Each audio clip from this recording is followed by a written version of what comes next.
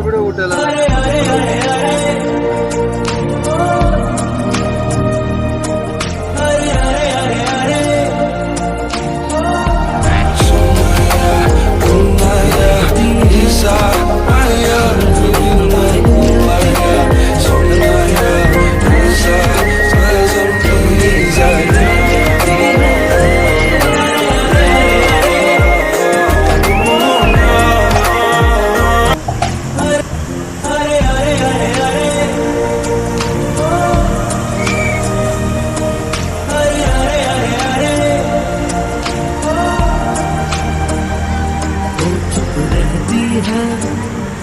और हमें खबरें मिलती है।